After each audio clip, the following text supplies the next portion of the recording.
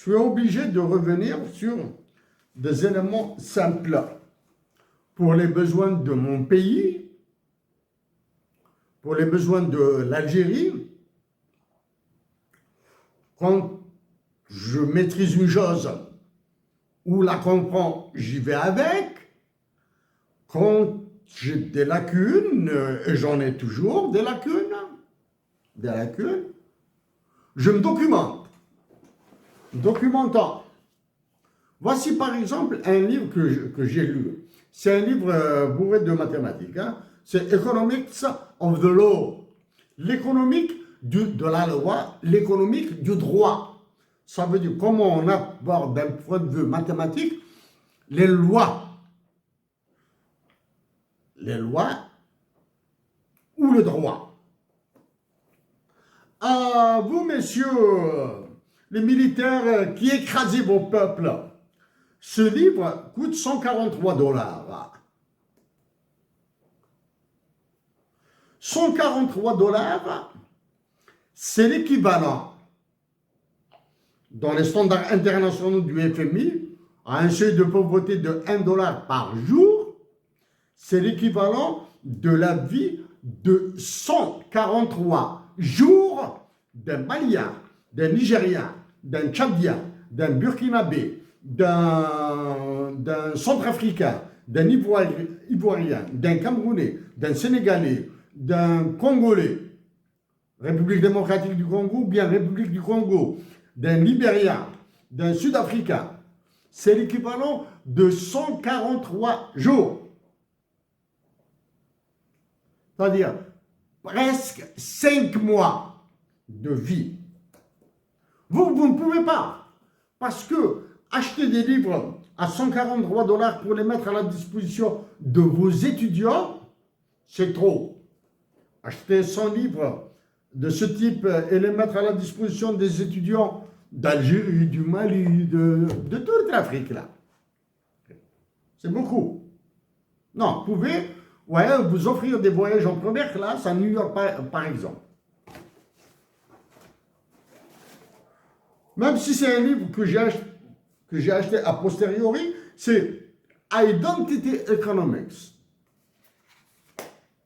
du prix Nobel en économie George Akerlof et Rachel Cranton. Au lieu de faire de l'identité des instruments de guerre, fait un instrument de force économique, de force de production. C'est un sujet que j'ai traité avant la publication de ce livre. Or, The Body Economics. Body, c'est le corps. C'est un livre qui parle de la santé, de l'économique de la santé. J'ai écouté le capitaine Ibrahima Traoré du Burkina parler de la santé, du cancer, etc. etc. C'est encore pire. Bon. The Body Economic, Why Austerity Kills. Pourquoi l'austérité tue? Vous, dans tous les pays africains, tous, y compris la Tunisie, l'Algérie et le Maroc,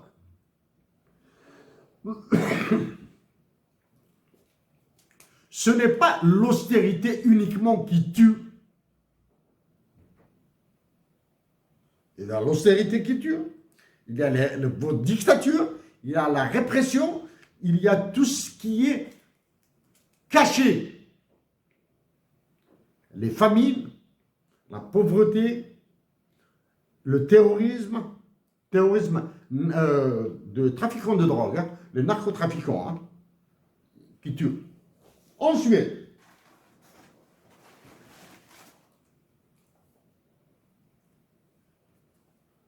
voici un livre écrit par Alan Greenspan, Le temps des turbulences. C'est un livre publié en 2007. Alan Greenspan a été président de la Federal Reserve, simplement dit président de la Banque centrale des États-Unis d'Amérique, la Federal Reserve, sous Ronald Reagan, George Walker Bush, Bill Clinton, George W. Bush, Reagan, Bush père, Bill Clinton et Bush fils. L'unique président de la Fed à avoir servi sous 4 présidents différents. 4 présidents différents, d'idéologies différentes. Républicains et démocrates. Bill Clinton est un démocrate. Les autres sont des républicains. Dans ce livre, il n'a pas dit un mot sur Tina. There is no alternative. Par contre, il a dit de belles choses sur Ronald Reagan et Margaret Thatcher. Qu'est-ce qu'il y a?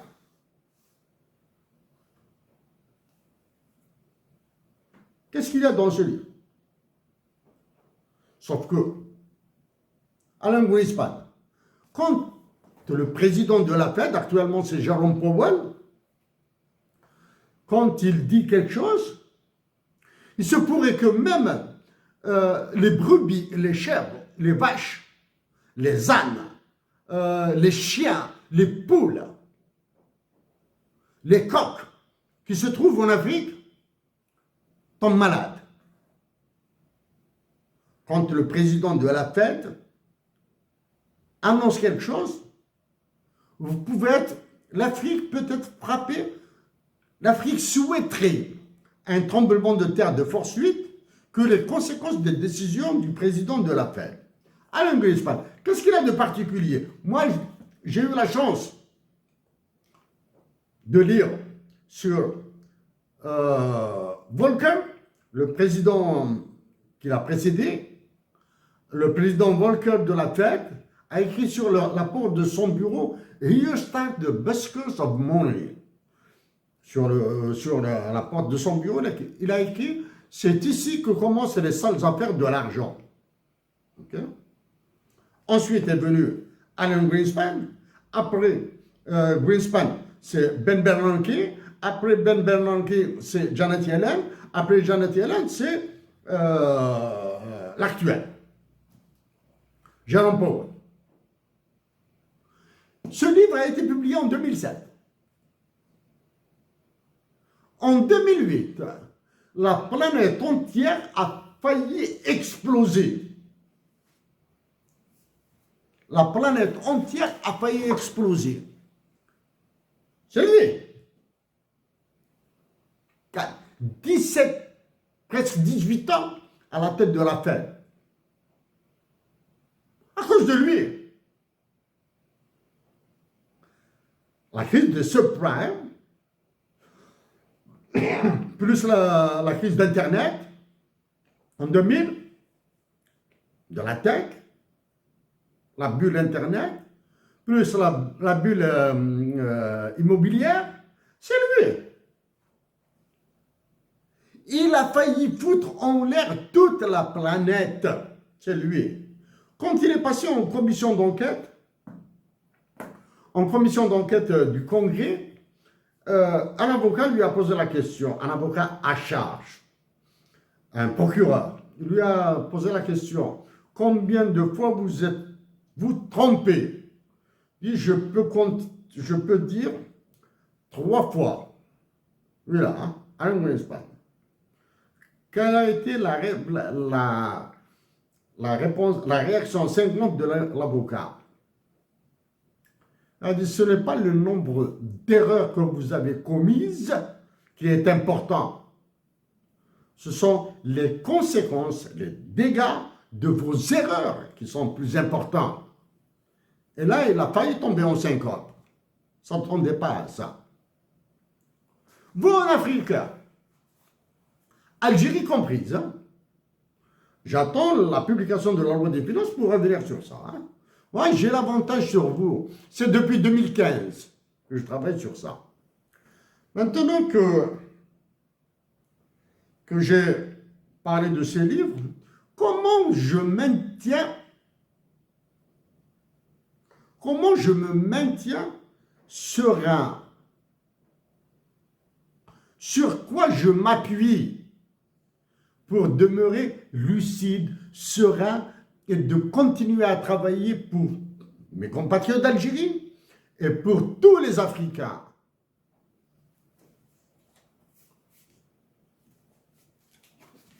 Je fais ma prière avec le Saint-Coran.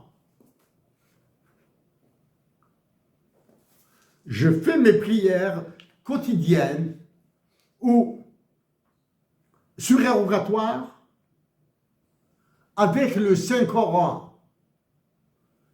D'abord, je deviens plus serein, je me calme. Ensuite, je demeure attaché aux valeurs de l'islam. Ensuite, je maintiens ma foi que la pauvreté est la meilleure leçon, c'est la meilleure vertu. Le Coran. Et quand je fais mes prières, je prie Dieu de me guider. Voici comment je maintiens. De là, je reviens. J'ai parlé tout à fait au début de la guerre de libération nationale algérienne. C'est mon moteur, c'est mon carburant. Je suis en train de relire Hussein Ahmed, Mémoire d'un combattant. Malgré toutes les difficultés, malgré les massacres de l'armée française, malgré tous les dangers, malgré la pauvreté, malgré la misère, malgré tout, absolument tout, c'est en tant que lycéen qu'il a commencé à se battre pour l'Algérie. Lui et ses camarades ne se sont jamais découragés. Je m'alimente de cet esprit de résistance. Je m'alimente de cet esprit d'endurance de Hussein Ahmed et de ses camarades. Il y a des moments où j'ai envie de pleurer quand je lis Hussein Ahmed, certains passages. Quand je me rappelle que la mère de Banandan est morte d'un AVC quand elle avait appris que son fils a été assassiné, a été tué au Maroc par des Algériens, je me dis qu'il y a des coups. Il y a un coût, pas un prix. Il y a un coût que je dois supporter. Un coût irrécupérable que je dois supporter. Et je le supporterai et je continuerai à faire. Oui, je souffre dans ma vie personnelle. Je n'arrive pas à voir ce que j'aime autant de fois que je le veux.